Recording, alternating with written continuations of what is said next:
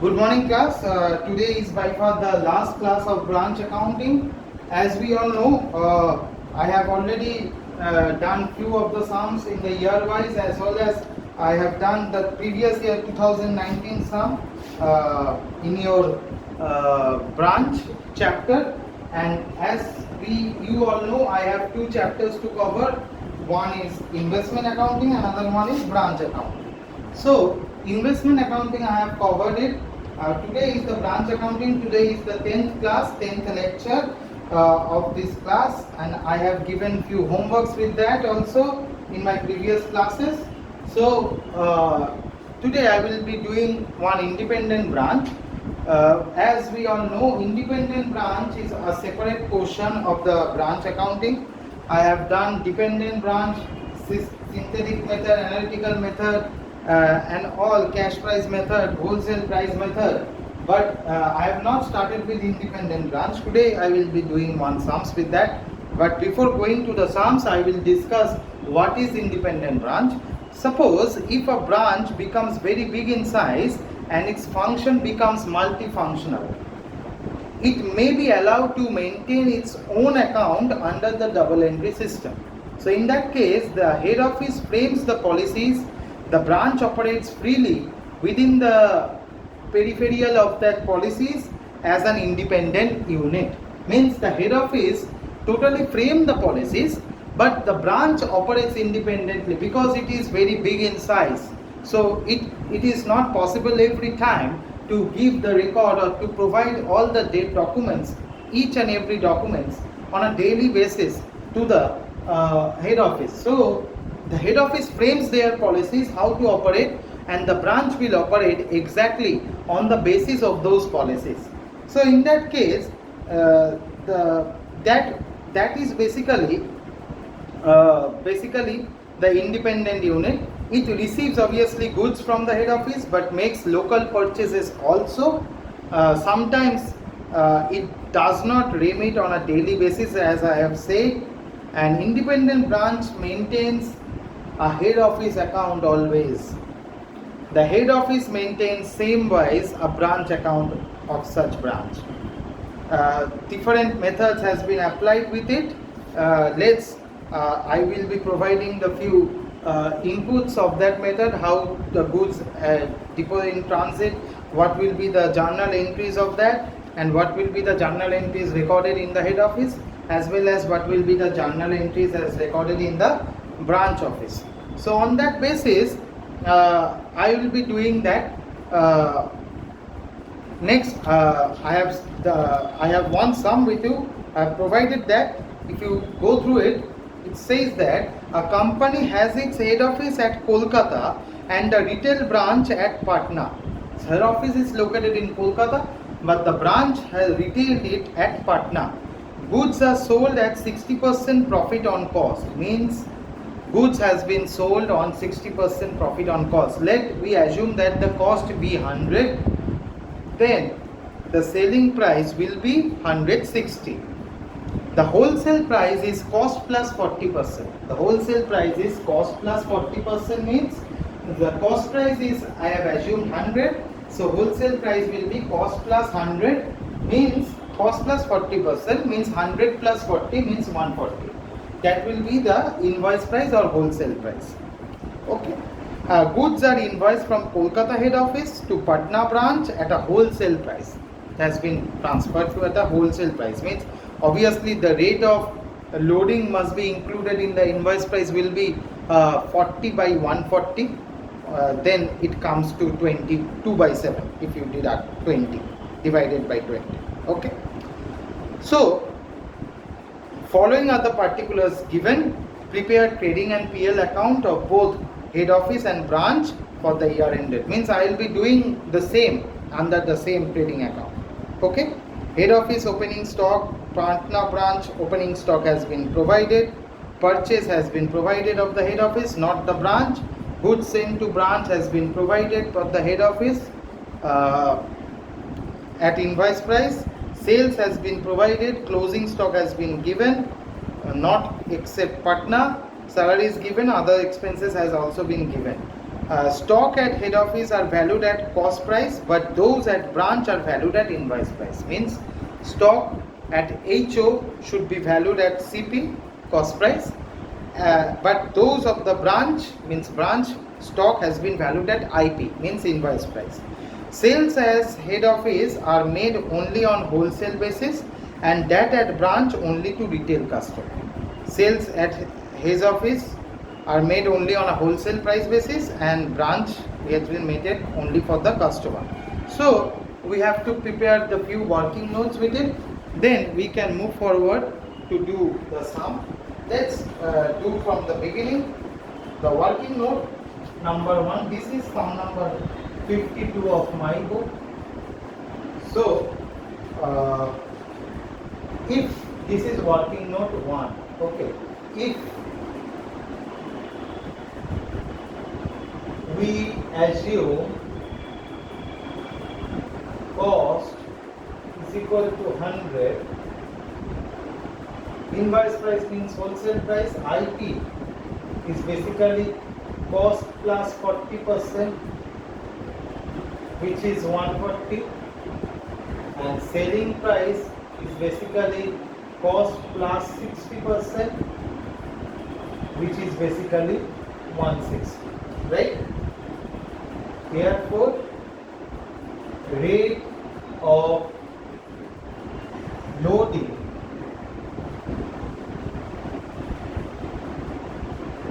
included in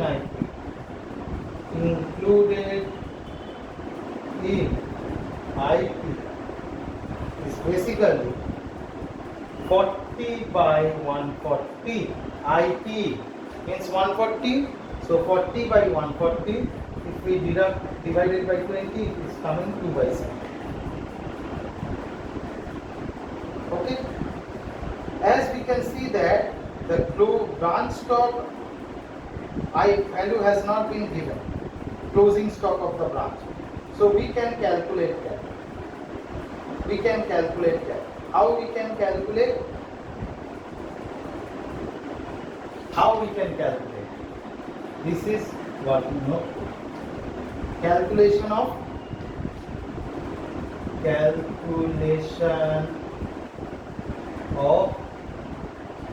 closing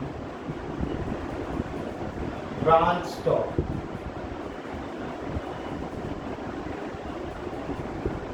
Obviously at IP. Calculation of closing branch stock, right? I hope it is clear.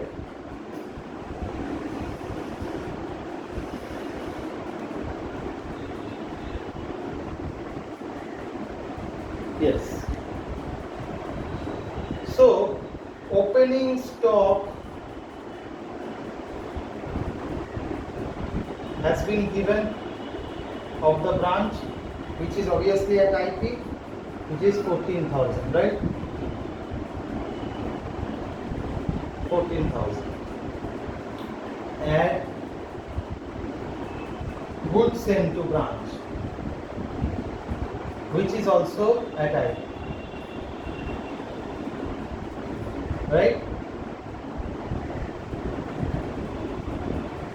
3,78,000.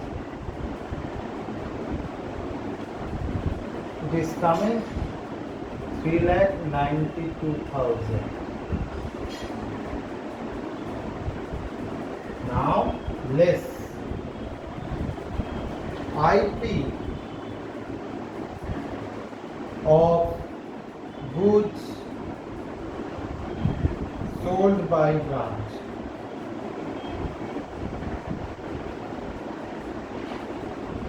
How I can do it? We know IP is 140. It has been given 140. Selling price has been given 160.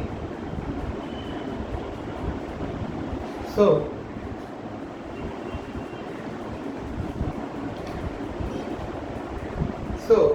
it will be sales into 140 by 160. That is, sales value has been given of the Patna branch is 4,16,000 into 140 by 160. Let us calculate.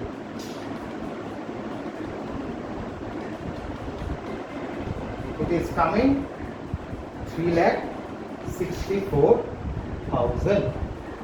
If you deduct that, you will be getting the closing stock, which is 28,000. Closing stock of branch. Right? We can easily get that.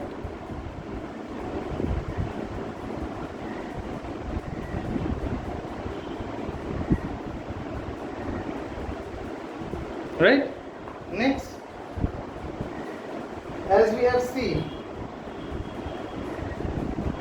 there has to be a certain provision for stock, as there has to be closing stock as obviously 28,000, opening stock has been given 14,000, so there should be unrealized stock obviously there, and that provision you need to calculate, which is 27, right? So working note 3, provision for unrealized stock.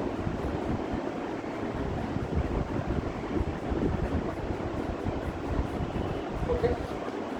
First, provision on closing stock.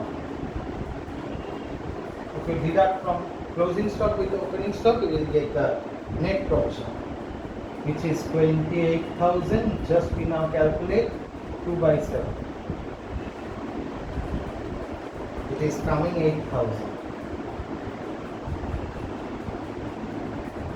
Less provision on opening stock, 14,000 into 2 by 7.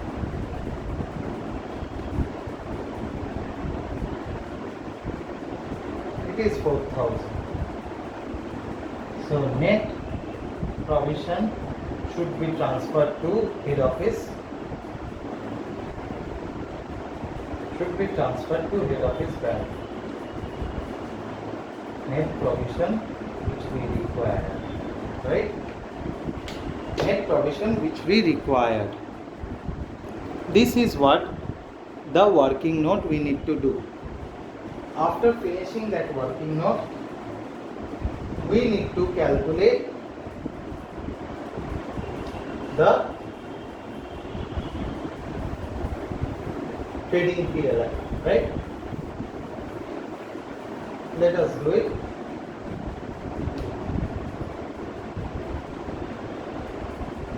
Combine, we can write it in bracket, trading and profit and loss account for the year ended 31st December 2017. 31st December 2017.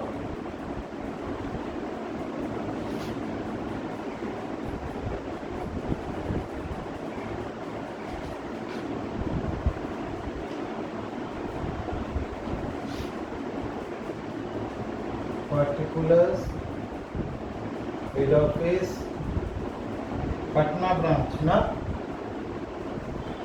Patna branch, obviously rupees.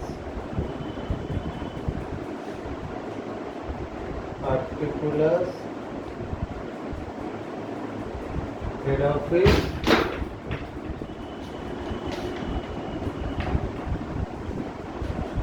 and Patna branch. Okay.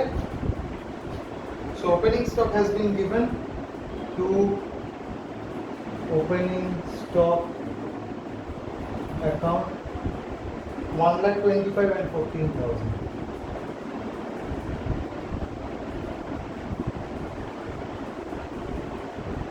Purchases has been given to purchases. I hope it is easier to understand right now. 10,50,000 and no purchases on Patna branch. Goods sent to branch.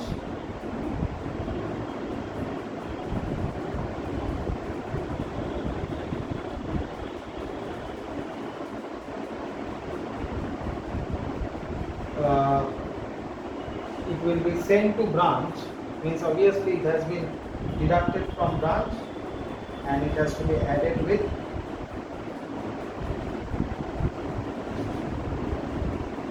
deducted from head office and added with branch, right?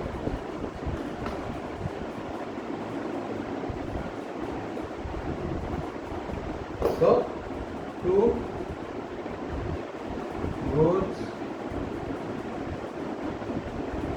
first received from HO,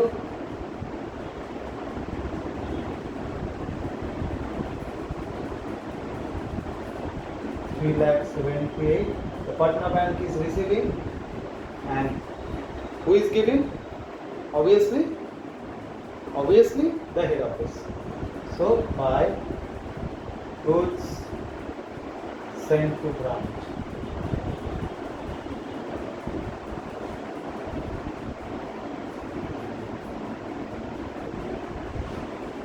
Sales has been given by sales 10,71,000 and 4,16,000.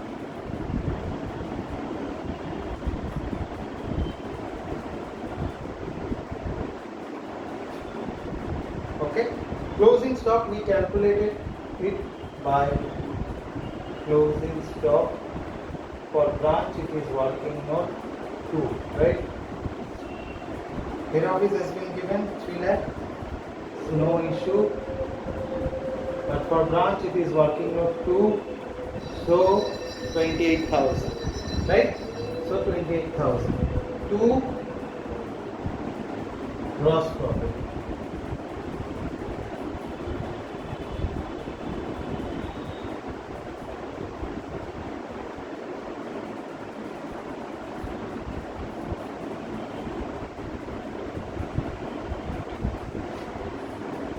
₹4,16,000 plus 28,000, which is 4,44,000.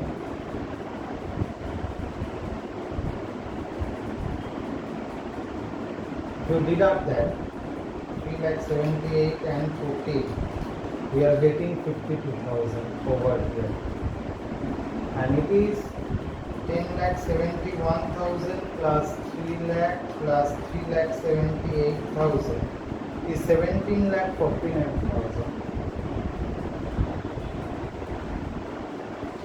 and 10,50,000 minus 1,25,000, we are getting 5,74,000 as the gross profit.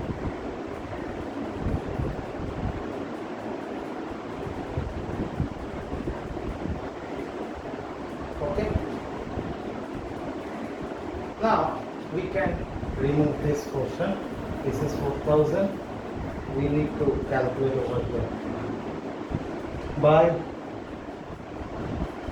gross profit BD, we have to transfer the gross profit from here to there, right?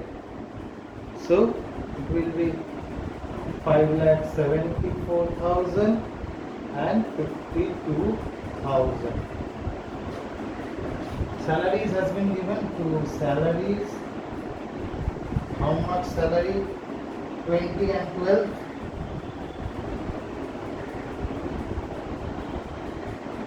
Right?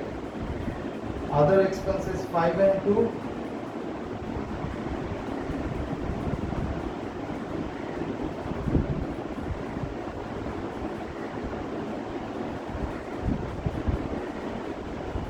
Right?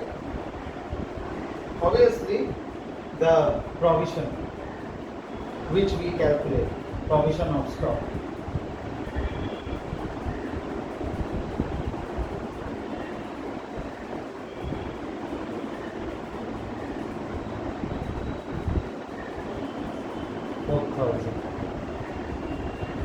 Net provision. Now we can calculate to generate profit and loss account, net profit transferred, balancing figure.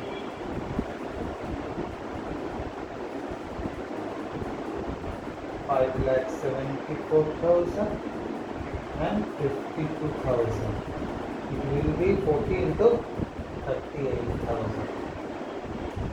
38,000 and it will be 29. 5,45,000. So this is your answer. So this is your answer of the sum 52. I hope I will be providing you another sum for your homework with the solution so that it will be easier for you to understand. Thank you for patient hearing for this class. Have a nice day ahead. And this is basically the closure of the chapter. Thank you.